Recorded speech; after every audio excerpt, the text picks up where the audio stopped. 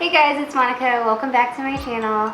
This is going to be my 16-week pregnancy update video and tips, advice, and everything that's going on so far. I'm going to share with you guys what I've been eating, some of the supplements I've been taking, some general tips and advice so far, being in pregnancy number 3, some things that I kind of had forgotten about that I'm revisiting again, and yeah, pretty much everything going on in pregnancy land thus far.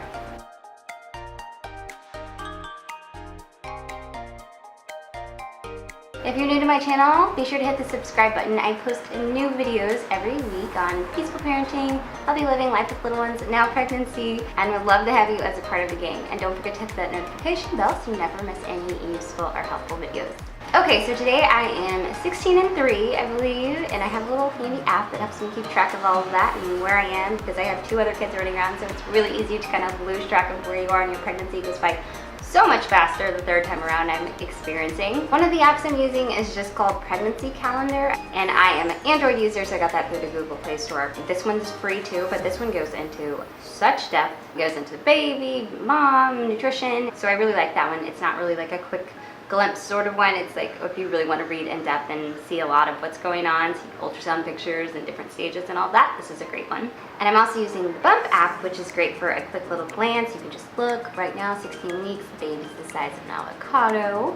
This one's nice because just as a quick little overview, so I kind of like to use both. Like I said, it helps me keep track of where I am in all of the hecticness of already having 2 babies running around. So right now at 16 weeks, the baby's about the size of an avocado, so a little over 4.5 inches, and this is about 3.5 ounces, so the baby's getting bigger. I can actually feel the bump now. When I lay down, you can see the bump, but when I stand up, the bump kind of disappears again. So like I said, I always like to see the bump picture, so here's my 16-week bump picture that's not really a bump yet. We just had our 16-week appointment. This is one where they usually do the 2nd trimester screening, so another ultrasound and the quad test, but I declined those. Like I said, like to keep things simple and don't want to overdo it on the ultrasound. So with my first, I just got the 1 ultrasound in the beginning of pregnancy, and then I went way over, so then I had to get some at the end. And with my 2nd, I just had the 12-week because I thought I might be having twins, so I wanted to get that one, and then the anatomy scan at 20 weeks. And so with this one, same thing. I did the 12-week one and then skipped the 2nd trimester screenings, and I'm just going to do the anatomy scan at 20 weeks. And the reason I skipped the testing is just because it is not definitive. And you know, while it might be a useful tool to the medical community, it's not so much a useful tool to me. And I feel like just having that extra burden of worry if the test was to say, oh well, maybe there's a problem, isn't really useful to me. I know some people, they definitely might like need to prepare for that and want to have that, but for me, regardless of what the results would show, it wouldn't change anything that I would do. And I just feel like I don't want to add any stress to my pregnancies from worrying if there's something going on or not going on, especially with something that is so questionable and whether or not there actually is a problem or isn't a problem. And I wouldn't do an amniocentesis or anything like that. So yeah, I just don't need the stress in my life. So skip that test and we'll do the ultrasound again, like I said, at 20 weeks. As far as supplements, I'll show you guys what I take. And the prenatal that I take is this Prenatal 1 by Rainbow Light. I've been taking it since I had my first. I've kind of just been taking it for the last 5+ years because when I breastfeed, I continue to take it, and I pretty much had breastfed the whole time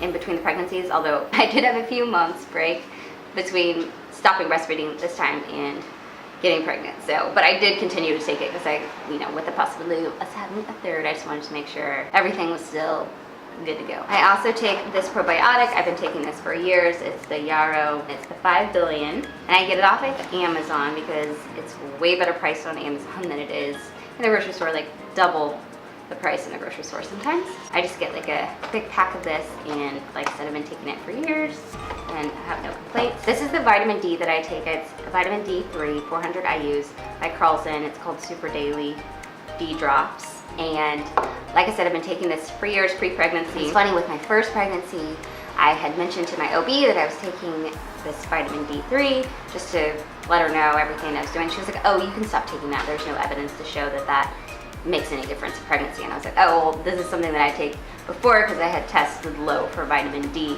But I just thought that was really interesting. With this pregnancy, it was actually part of the first trimester screening.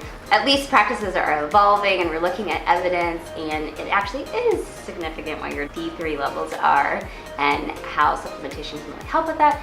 So I'm sure most of you, if you are pregnant, have been tested for D3. Obviously, any of the supplements you're taking, you run that past your OB, which is, I do that anyway with all of my things each time. And then this is just a supplement that I have been taking again because of the postural orthostatic tachycardia syndrome. I found that this was really helpful. It's called Natural Calm, and it's a magnesium citrate supplement. It is non-GMO. I take this every night. It's supposed to be a calming thing, but it's, you know, just with my hyper-excitability of my autonomic nervous system at times, it's a good supplement for me. And finally, I recently got these Super Greens juiced green powder, and I have been adding this to my smoothies. And if I didn't get a smoothie and then I'll just add it to some water, it's not good. Just add it to water, it's much better in the smoothie. But if I didn't make the smoothie, or if I ran out of spinach the other day, so I just had it with some water and I added some lemon. Like I said, not delicious, but it does have a ton of nutrients in it. Ran it past my OB friend and my OB, and they said that this was fine, obviously not as a standalone prenatal, but as a good supplement. And so that's what I do, just to, again, make sure that I'm getting in all the nutrients that baby and I need. So food-wise, I try to eat as healthy as possible. That's why I'm always posting videos on, you know, healthy recipes and juicing and smoothies. So I try to do a green juice every day, try to do a green smoothie every day. Definitely limited, like almost to nothing dairy. Honestly, like potatoes, bread, and carbs have been kind of what does actually help to settle my stomach. Fruit also, I'm loving fruit, which is great. And I'm making sure to get in enough fruits and veggies with the green juices and the smoothies. This is why I'm so adamant that I get these every day. And if I don't get both every day, at least one.